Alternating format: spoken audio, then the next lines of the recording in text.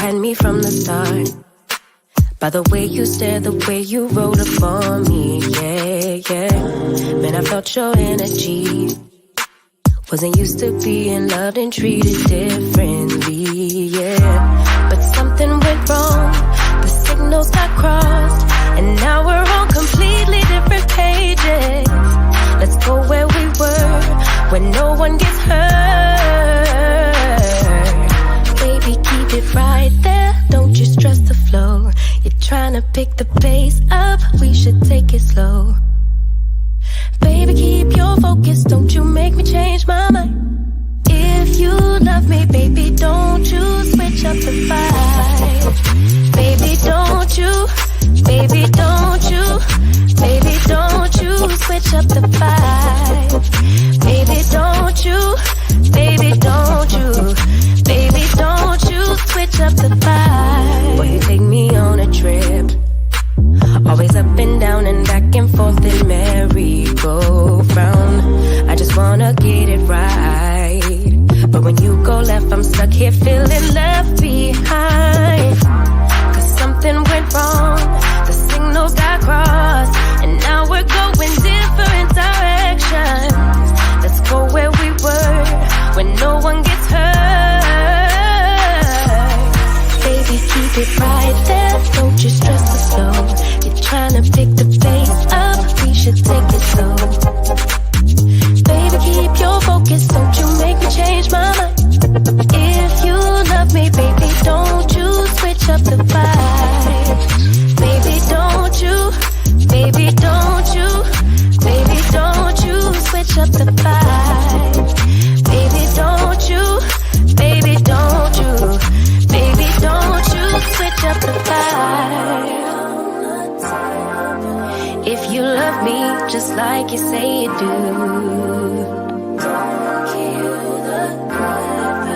if you kill him, you're gonna kill us too. Baby, keep it right there, don't you stress the flow. You're trying to pick the pace up, we should take it slow. Baby, keep your focus, don't you make me change my mind. If you love me, baby, don't you switch up the vibe. Baby, don't you, baby, don't you, baby, don't you switch up the vibe. Baby, don't you, baby, don't you, baby, don't you switch up the vibe.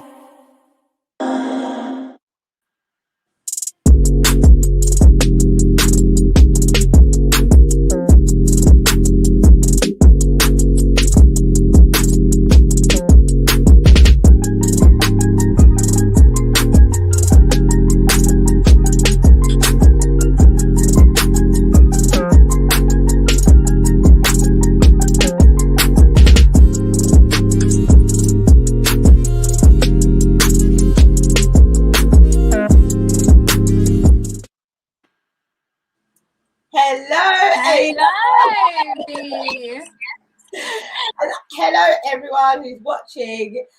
This is our debut on YouTube today with our brand new show that we're going to be bringing you live every Monday from A to B. My name is Bianca and this is my co-host Aina, and we discuss every week, every Monday, narcissistic abuse, codependency, and most importantly, healing. How do you actually get out of these situations? So today we have the topic of falling in love with a narcissist, but because we're new to YouTube, I feel that it's important for us to introduce ourselves before we actually get stuck in. So A, you want to introduce who you are and what you do? Yeah, absolutely. So my name is Aina. I am a life and narcissistic recovery coach. I found my crown coaching after being in multiple narcissistic relationships and kind of coming out, figuring out how to heal, how to rebuild, and now I kind of help people along that journey of healing and rebuilding. So that's me.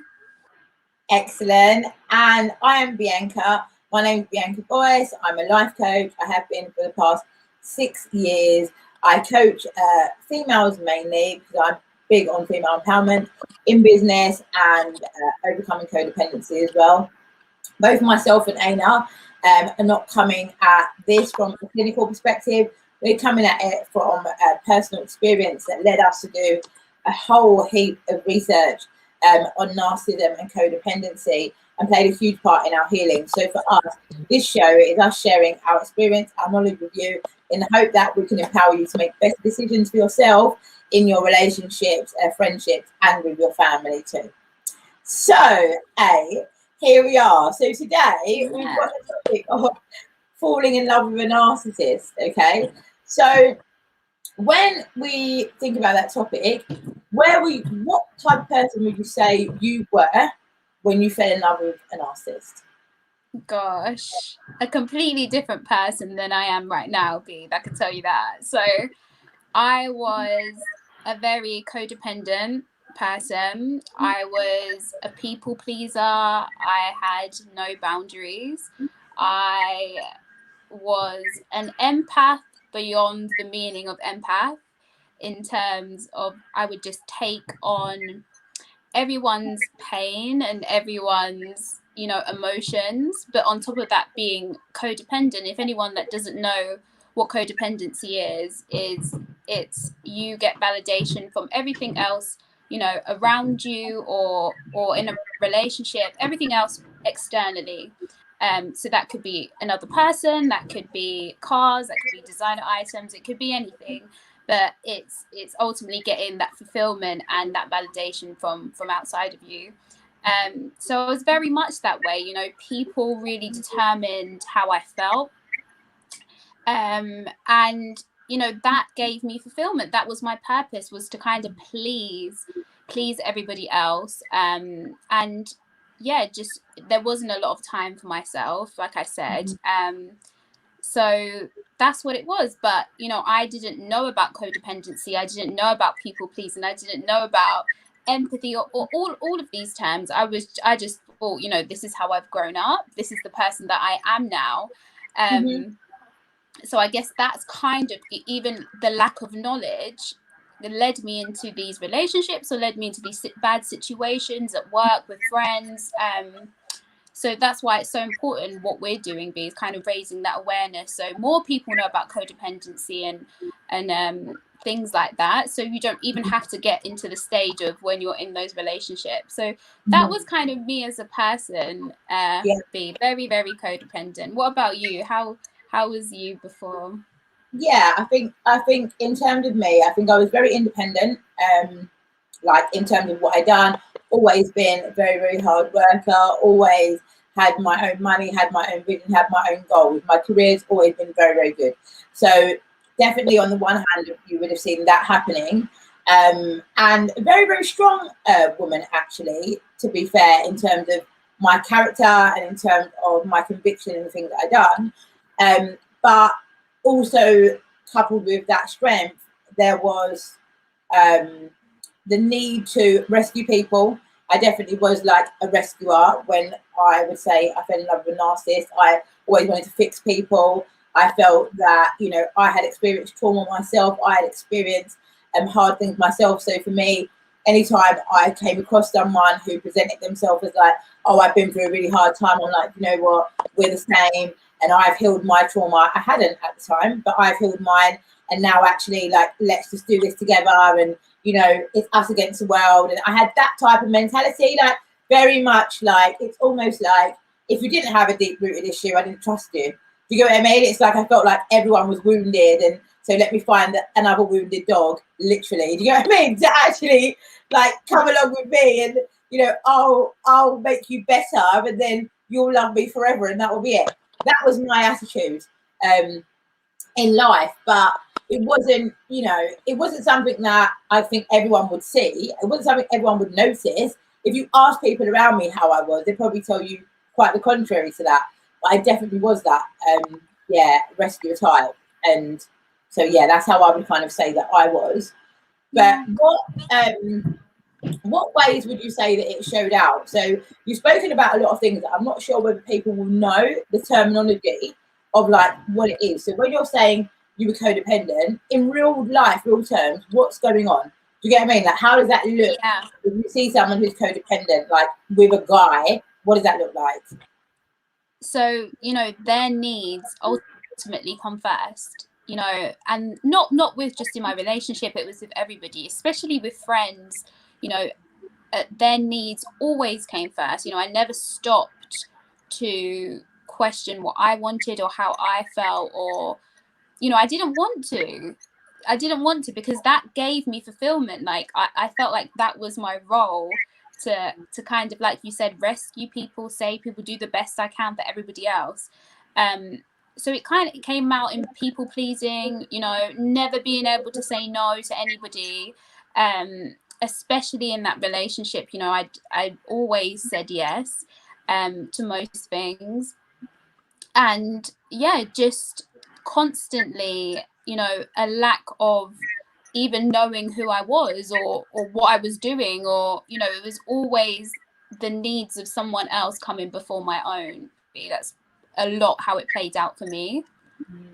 Yeah, yeah, and I think a lot of people can relate to it. Like for me, I think that in terms of me, like being codependent then, or that showing up for me, it definitely would have shown up more in work than anywhere else. So like I was like an overworker, overdoer in terms of like achievement wise in that area.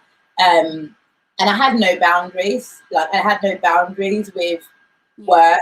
So I couldn't say no to things at work, and I couldn't say no to things with people, whether it's a relationship, friendship, family. And you know, as much as I was doing things for people, I used to feel a lot of resentment for that, because somewhere in my inside myself, I knew I didn't want to do it, but I also knew I didn't have the strength to say no. So it's almost like I would sit there silently praying that, you know, someone would not exploit me, or someone would not ask me to do something that I didn't want to do, because I knew if they did ask me, I was going to do it. You know, I was going to do it whether I was sick, whether I was tired, whether it didn't matter what happened. I was going to get up and do whatever I was asked to do. And I would do it with a smile on my face as well. Do you get what I mean? So Yeah, I think that, yeah, that's definitely how I was. Why would you say that you were like that? Because obviously you meet narcissists, and we'll obviously go on to what it's like when you first meet them. But why would you say you were like that in the first place? Like, where did you learn that behaviour? Absolutely. Like a lot of it came from childhood. The way I was kind of raised, like the examples I saw in my family, and you know, that was my blueprint. Like that was normal for me to growing up, especially, you know, my mum is the most, you know, giving person I've ever. She will give and give and give and give and give, you know. So that was my normal. That was how you were supposed to be. You know, there was never any discussions of boundaries or how to love yourself or how to put yourself first. It was always give, give, give, give, and that's really what I saw growing up in my family. So definitely from my childhood, and you know, those things can be amazing traits to have. You know, I wouldn't take that away from me at all. I would never take away like the kindness of my heart and giving to people, but you know, you need boundaries in place, you need things to protect you from these people, and yeah, basically that's kind of where I learned it from. Yeah. What Yeah, and about I you, think for Sue? me, like I can definitely relate to like upbringing, like with my dad, like he was kind of intermittently in and out of my life. So I think that I definitely was used to emotionally unavailable behavior from a man. That for me was normal. The men in my life were emotionally unavailable. So, you know, at the very extreme, emotional unavailability is a really big red flag when it comes to narcissism, okay? Because if somebody's emotionally unavailable, then they are unable to tap into emotions generally. And if they're unable to tap into emotions for themselves, they're definitely unable to empathize with you, okay? So that the level to which they will go to, the degree to which they'll go to in treating you badly far exceeds what anybody else will be doing, because they don't have that. So being raised like that, I think that, and being raised like that and thinking it was normal, then to be honest, you know, I can say to you in hindsight and retrospect, yeah, okay, like I fell in love with a narcissist, but at the time I fell in love with someone who just done what men do. Do you get what I mean? That just Men are emotionally unavailable. Men only care about certain things. Men are more, for, practical things. They're not really good at communication. They're not really good at expressing their feelings, because I hadn't seen examples of that. Do you get what I mean? So for me, it was all very normal. And so much so, I used to look at women who used to complain about having emotionally unavailable men and think they were needy. I used to think, you're so needy. Do you get what I mean? Like, why do you care about, you want him to tell you nice things? Why do you care about a conversation? I was very, very harsh towards women who, in all honesty, just demanded respect for themselves in certain situations. Like, I used to think those women were, like, there's this thing going on around at the moment where you've got this pick me thing that people are talking about, where you want to just be agreeable with what guys say. I think at that point, I was very agreeable, very much like, I understand where the man's coming from, but didn't understand where the woman was coming from. And it's not because I'm not a girl's girl, it's because I didn't have any empathy for myself. Do you get what I mean? So if I don't feel compassion for myself, and if I don't recognize that what I'm enduring is narcissistic abuse and what I'm enduring is wrong, and I'm making reasons to stay in that situation and think it's okay, then I now have to believe something opposite of everybody else. So if my situation is right, then they're asking for too much in my mind. Do you get what I mean? And it's just like, I'm just kind of accepting it. So that was kind of what it was for me. From your perspective, when you first fell in love with a narcissist but didn't know it was narcissism, how much of it did you think was normal, and how much of it did you know was off?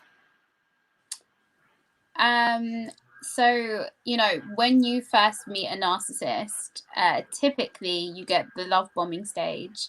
So, that's the idealization stage. And we can go into a bit more into that later on, B. But what it is, it's a cycle of abuse. So when you meet someone that is out to maybe control you or use you, or, they're going to make you fall in love with them. That is the easiest way to kind of get someone to supply you with narcissistic apply, or control you or abuse you. The easiest way is to make you fall in love with them. So when I first met these people, or this person in particular, like, absolute perfection, everything that I wanted in a person, it was like you just met your soulmate. But obviously I know the signs now, the red flags, and I can tell you a million red flags, that if I'm speaking from at the time and who I was then, it was everything that I wasn't. So it was everything I wasn't. So I saw that person, I was like, wow, because I guess subconsciously really wanted to be those things that person was, right? So when I saw that, I was like, wow, this person's overly confident, lives by themselves, has money, is so smart and intelligent, can talk for days, is like also very macho, and everything that I kind of wasn't as a person. I lacked confidence, I lacked, I had this limiting belief that I couldn't look after myself, or and that person displayed all these things. So again, it was like meeting someone that was almost perfect or made out to be perfect.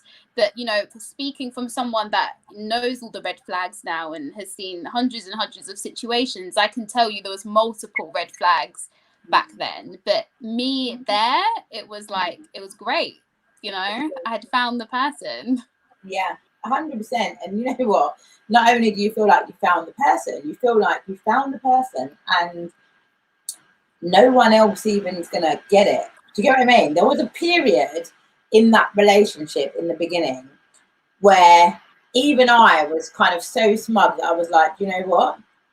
Everyone's going to be jealous of us. Do you get what I mean? Like, I can just feel that, like, everyone's going to do it. And he was the one who started off saying that. We were out one time in a first date, out like in a restaurant, looks around and goes, can you see that? And I'm like, what?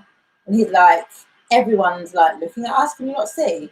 And I'm like, looking around, and I can't see anyone looking at us. And it was probably all in his mind. And he was like, you know what? He goes, I can just tell they're looking at us and thinking like they wish they were us. He's like, look around at everyone else. They don't look that happy. He's like, me and you, we're happy. Do you get what I mean? Bearing in mind, this is the first date that I've gone on with him. And then he stares at me for ages, like to the point where I'm uncomfortable, and says, my mum's going to love you, and just kiss me on my forehead. And I'm like, oh my God, this guy just thinks I'm amazing. Do you know what I mean? And the thing is, like, yes, like I am, but he didn't know me, is the point. Do you get what I mean? He didn't know me. Yeah. There was no air of caution there. There was none of that situation going on. Do you get what I mean? You literally don't know me.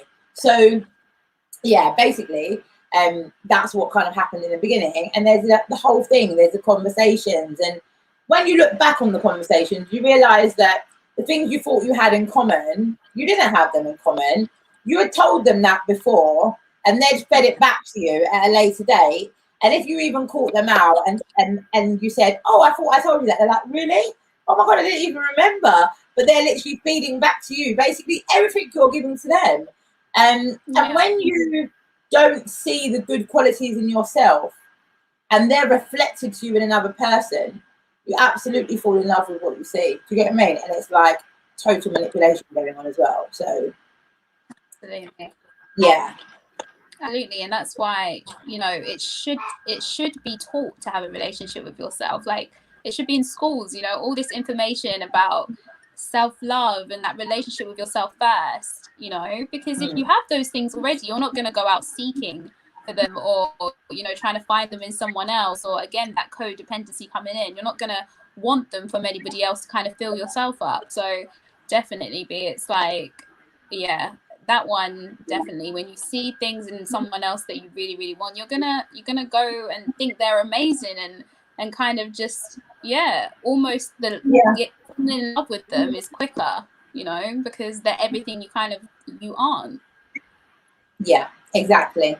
And so when you're thinking about it, because look, there are some things that, whether they're dysfunctional or not dysfunctional, that when we meet a narcissist and we've grown up, and for whatever reason our dad's a narcissist or emotionally unavailable or treats our mum bad or whatever it is, when you grow up in that type of situation, there are certain dysfunctional things that you actually like and love. You actually like them, okay? When I used to talk about protection, I used to like the idea that if I was going to be in a male's company, I always used to say it to my friends, stupidly, I don't want to go out with a guy that's going to get beat up, like, in front of me, okay? Not that I'm a troublemaker. I'm not a person who's going to be going out and starting fights with everyone, but it used to be a thing, like, he needs to protect me to the point where, yeah, I feel so good that if anyone's there, you know, and anyone starts on us, he will be able to back it in that situation, okay? And he will be able to do something about it. Now, I don't know where that fierce need for protection came, but it meant that I literally loved borderline arrogant people. You get what I'm saying? Borderline arrogant men. So, like, I'm thinking you're cool, and I'm loving this characteristic, and my friends are like cringing, like, who the hell is this person? Do you get what I mean? Who the hell do they think they are? Like, one of them, so rude that they even was like disrespectful to their mum. Do you get what I mean? Disrespectful to their family members, and I'm a very family orientated person, okay?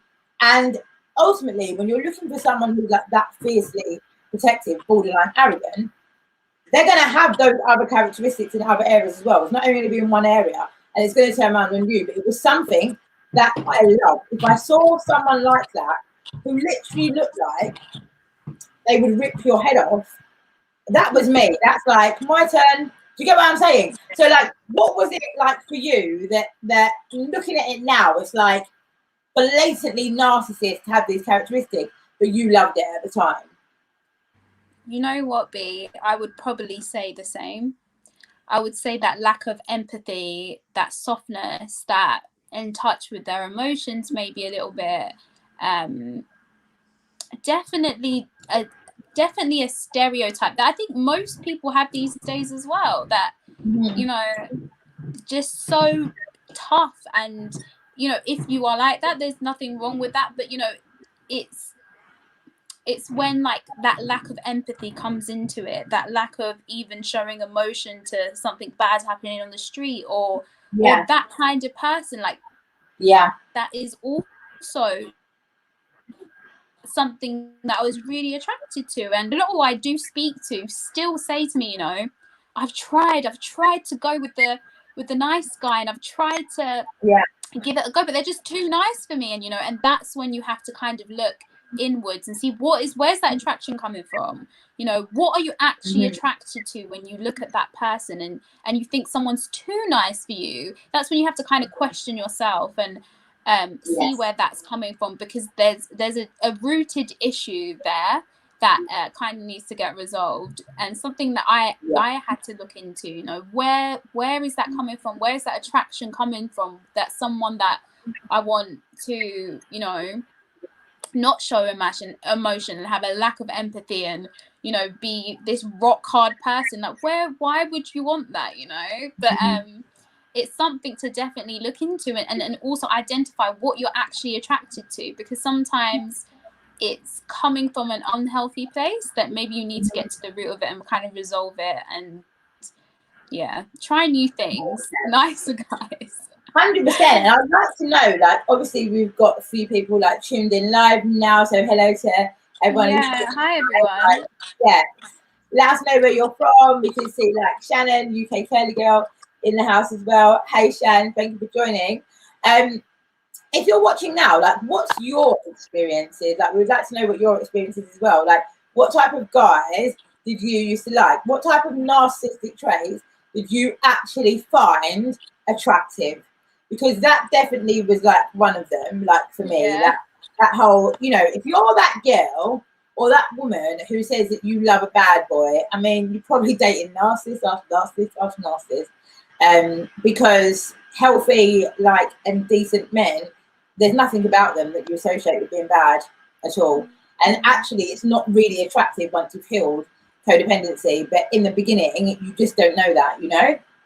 So, so what I would say, that's definitely one for me. I think as well, like, if we're looking at narcissistic traits that I found attractive, I think that when you're a really lonely person, and I was a really lonely person, maybe not physically, because I've always had people around me, but inside, a lonely person, and someone says to you that you're the only person that understands them, or you're the only person that gets them, and nobody else understands the way that you do, it really gives you this false sense of like security and feeling special about something that really is borderline dysfunctional. Do you get what I mean? So I think I liked that whole thing of it's just me and you against the world, which meant that I almost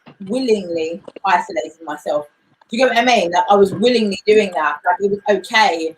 I'm not seeing my friends as much anymore. It was okay, because it was like, okay, cool. Well, I'm with this person now, and that's how it is. Do you get what I mean? So I think just that, although like that's a really bad trait, to isolate someone and just want them to be all for yourself and not to have any friends or any time with their friends, that's a really bad trait to have. But when I was codependent, I loved that. When I found someone who would do that, I loved that. I was like, yes, you don't need to have any friends, you don't need to have anyone. It's just me and you. Do you get what I mean? Nobody else needs to be in this. And it's only when it now starts turning like toxic that you actually think, oh, you know what? Like, actually, I shouldn't have been in the situation, because you look around and no one else help you. But at the time, I definitely loved that. So what else would you say you loved, eh? One just came to my head, B. So I would say overly flashy people. Like, overly, like, the more designer you had on, the better. Honestly, it was great, like, very materialistic. And you know, I used to, I guess, claim that wasn't me, but that is what attracted me to someone. You know, it attracted me, you know, beyond personality, beyond, you know, you know, that flashiness and that, you know, that money and cars and house and everything else, that came from a lack of me, because I didn't have those things. I was automatically attracted to that. And yeah, that really, you know, money and things like that definitely was something that attracted me to those types of people. Yeah, and it's again though, you know, I think when I was younger, if I can kind of sum up how it was when I was looking at how I was picking relationships for myself, was based on that deficiency feeling. Do you get what I mean? So Yeah. I think that I definitely felt like I lacked certain qualities, and I definitely didn't like anyone that resembled anything to do with me, even in terms of skin tone, in terms of height, in terms of anything that was similar to me. I didn't want anything to do with it. Yeah, because I didn't view myself as something or someone valuable. So I placed a lot of value in things that were opposite to how I am. Yeah. You know what I mean? So even like, you know, I had to go out with guys who were like either so dark. Do you get what I mean? Or so whatever, from another country, that just their characteristics or features were different to mine. Do you get what I mean? It was just anything that's far away from me. And you know, as I've got older now and I've healed through that, like, I mean, I'm pretty much looking like a family member to my partner now. Do you get what I'm saying? Like, we could be family, how colour is, and do you get what I mean? There's so many things about us, but it's because, not in a vain way, but when you get to a certain stage, you're like, yeah, I do actually like what it looks like to me. I'm actually happy with that. Do you get what I mean? So can you identify with like going things that are like totally opposite to you?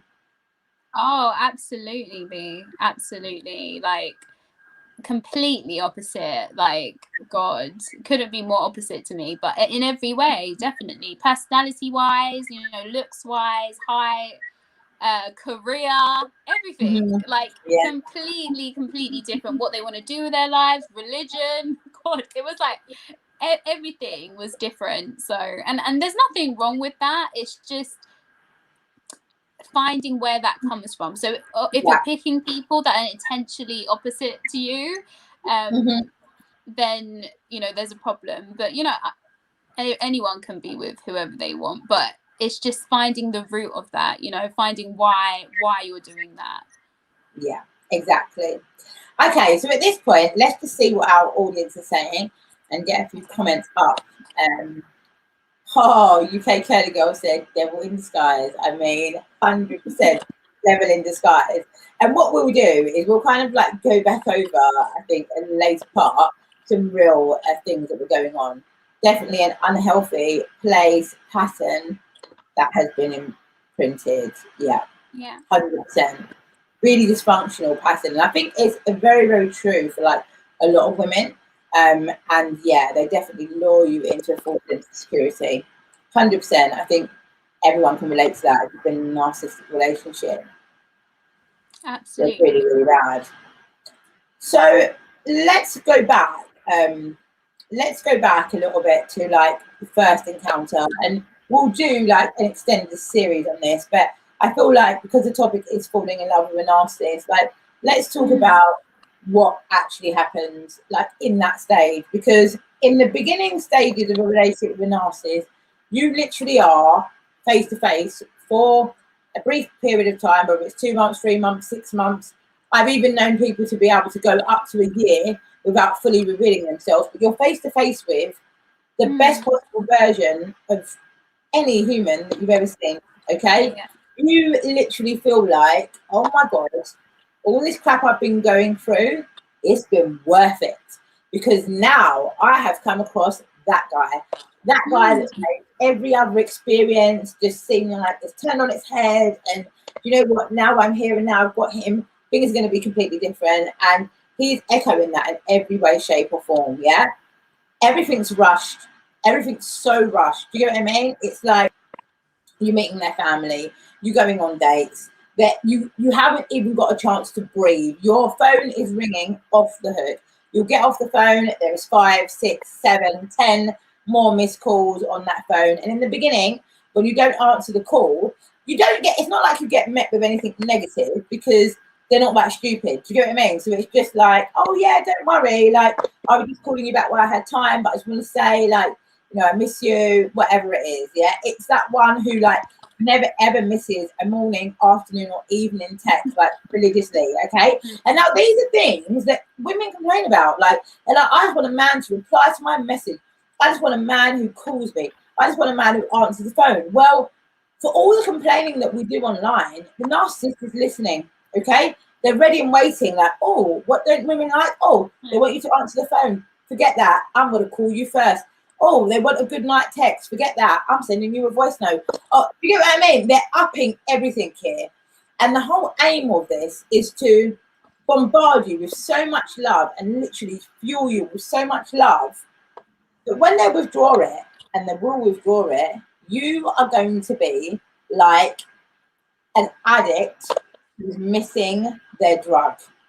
Because you've literally been on like some super high. Everything you're doing is amazing. Your performance in all areas is fantastic because you're just getting all of this love and all of this like positivity and everything. You could be in the middle of a thunderstorm and just start dancing and singing in the rain because you're like, you know what? God is good. Nothing can get you down until they pull that rug from underneath your feet, right? But it's a long time of them actually pursuing you and wooing you. And the phone calls are one thing that's going to happen. The introductions really quickly are going to happen. The I can't sleep without hearing your voice is going to happen. I mean, I've even known people to say, just fall asleep on the phone. You know, like, they're taking it far. Do you get what I mean? Taking it far. But there's a few of the things. What else, actually happens?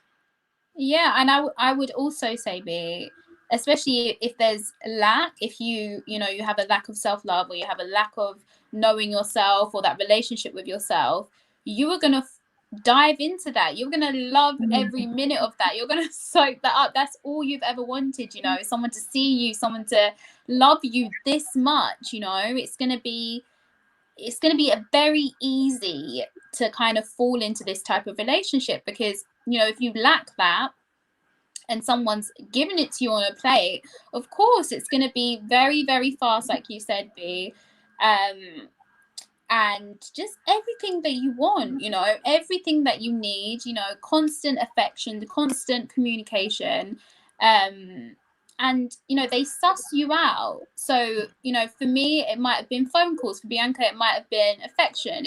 It's different for everybody else. So that's why there's so many red flags. There's so many different ways because these people are very, very smart in the way that they manipulate you into loving them. So, you know, they will see what you most lack and give that to you the most, you know. So if you really, really wanted someone that communicated, or you really, really wanted someone that was super affectionate, they will see that in your actions and give that to you. So when they take it away, like Bianca said, you know, it is like taking away your drug. Definitely.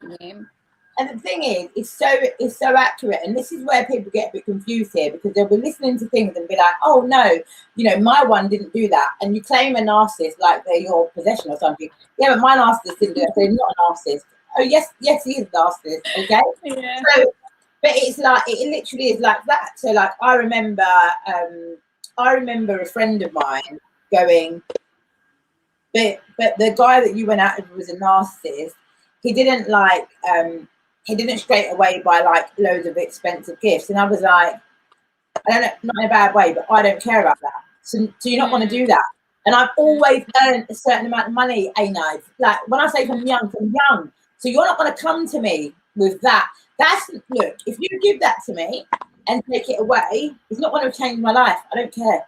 Do you get what I mean? So for me, like, it will always be like more deep and meaningful things. Do you get what I mean? More conversation, more of a connection, more openness, more what's the life vision, more, do you get what I mean? All that type of stuff for me would be a lot more important. So I was going out, I was going on holidays, there were things happening, but that wasn't where the majority of it was going on. That was just the extra complementary bits. Because for me, where I found it quite difficult, where I found it quite difficult to understand whether I was in that situation was because mentally and emotionally, that person was completely different to what people were saying online about narcissists.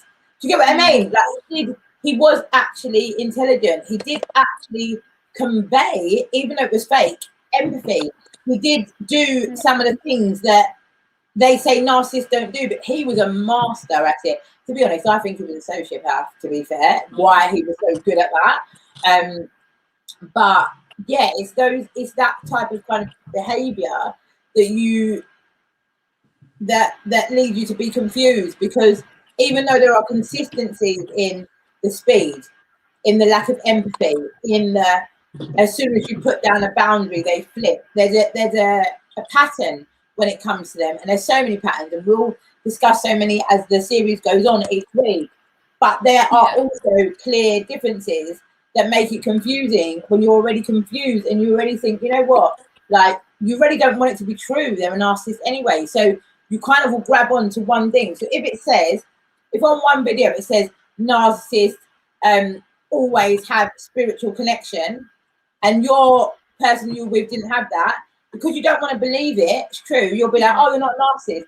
Yeah, but everything else that they've said is true. The way you feel is true. How it was when you first met them. The rush of everything is true. But you're saying it's not true because of one thing, you know? So I think that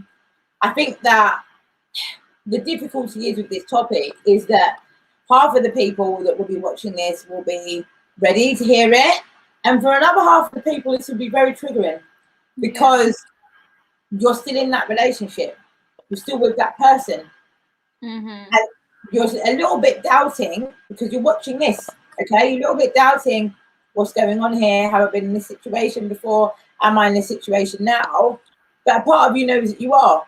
So, like, I mean, I would normally say it at the beginning of this, but let's say it at this point here now. When you're not in a narcissistic relationship, or you're not with a narcissist, you don't just start Googling things like falling in love with a narcissist. So if you watch this video and you watch it to this point, I would definitely say at this point, accept that the person you're with is a narcissist. We can't obviously tell you what to do about that. We will always just share what we done, why we done it, and why we think it's the good choice to do. But you know, everyone's situation is different, and you know, some situations are so severe that you can't just on a whim wake up one day and decide that you're leaving, because you don't know what the consequences are. But we would always say, like, reach out to charities like Refuge and other charities like that are really great at offering support to get out of those situations safely, which is the most important thing, really. Yeah, definitely. Okay, so we're coming to near to the last 10 minutes, so we can probably have a few more comments and see how everyone's getting on in the comments, and what people are saying. So I can see quite a few there. We've also got a surprise for everyone at the end of this today. So if you're watching live now and you would like to have a surprise, then please put your name, or if you don't want to put your name, just put surprise in the comments, and you'll need to sign up to our mailing list, and we'll send the surprise out for you. It's like an amazing kit. Okay, so we've got UK Curly Girl said true, never tell. I mean, I don't know what she was referring to, but I'm saying, never tell anything in life. Do you know what I mean? Yeah. Like they nothing. See you coming and use your insecurities to trap you. Absolutely. Agree with that one. Yeah. Accept it sooner rather than later. Yeah. Yeah. In terms of seeing you come in and use your insecurities to trap you, I think that there was something that I discovered on my healing that really, really was profound in the way that I viewed things when it came to kind of insecurities. Yeah. Now, when I think insecurities in women, I think about things like women not being able to hold eye contact, okay?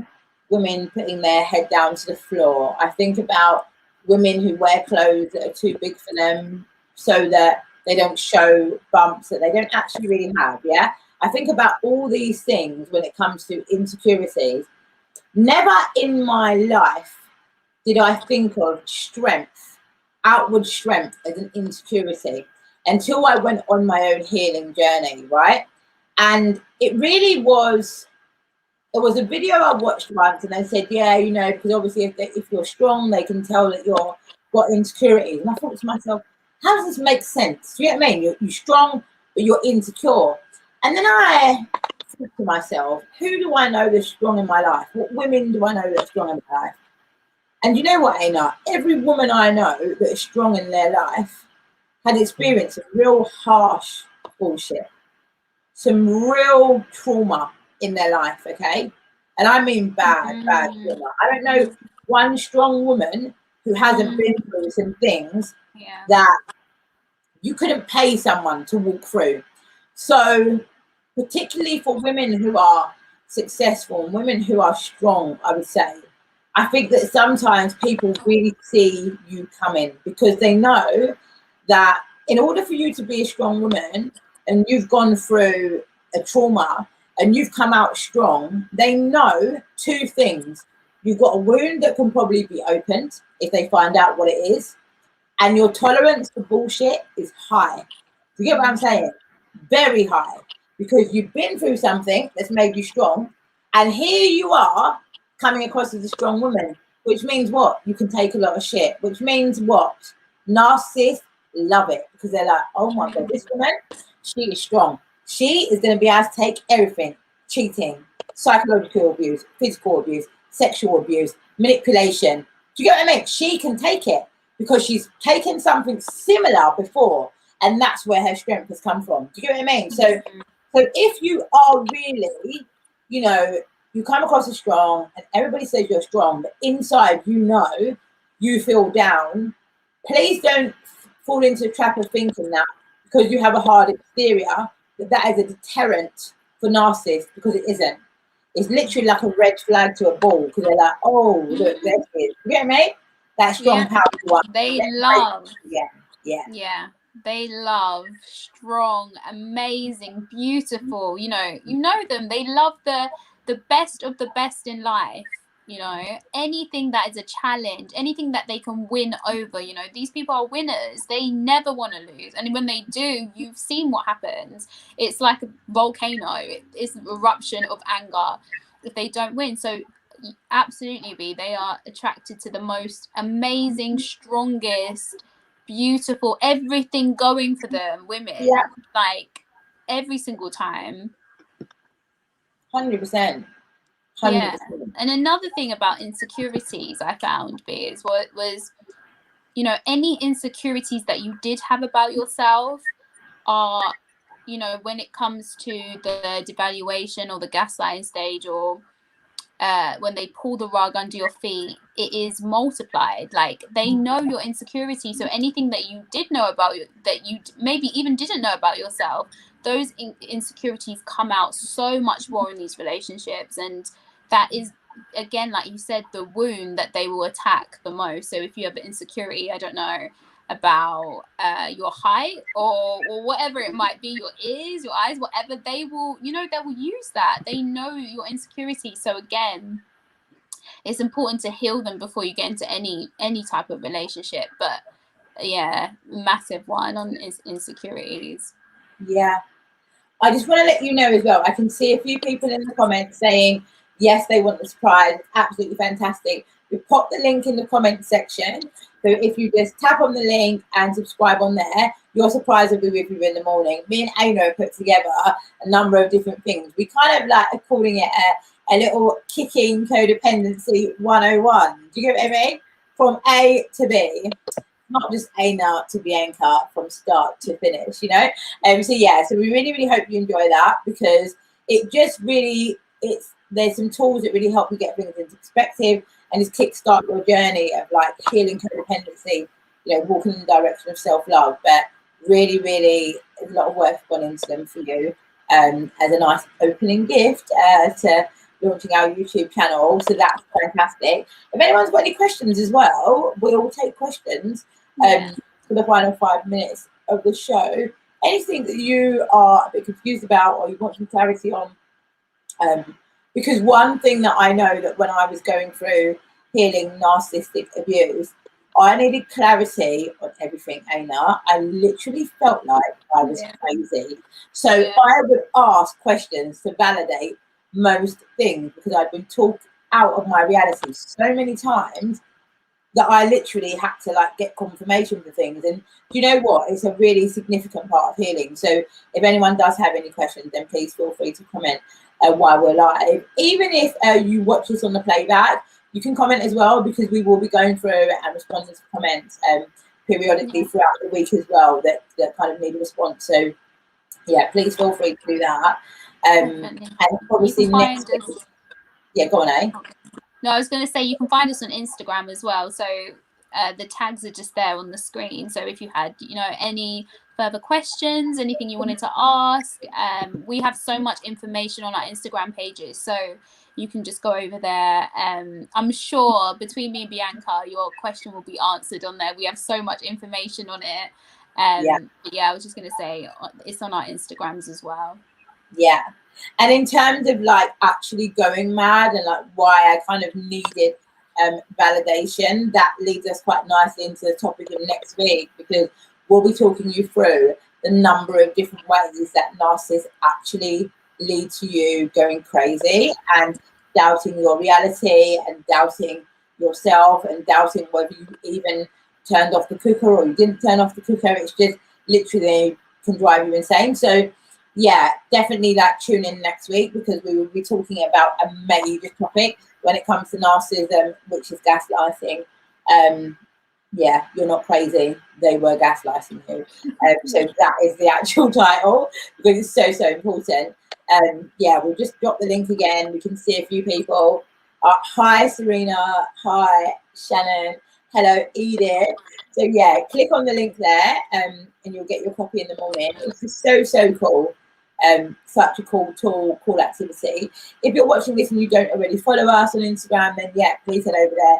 Follow us on Instagram as well. If you're still here at this point, then definitely subscribe because we've been talking for nearly an hour and you're still tuned in. So definitely subscribe, tap the notification bell because unlike other people talking on this topic, we are going to go live every week for you at 8 o'clock and come back in with a show which gives you the opportunity to ask us questions live, get your questions answered live, and like build a proper community of supportive women together, which is really important. So yeah, definitely subscribe, definitely tap the notification bell, definitely share it with your friends if you know they've been in this scenario.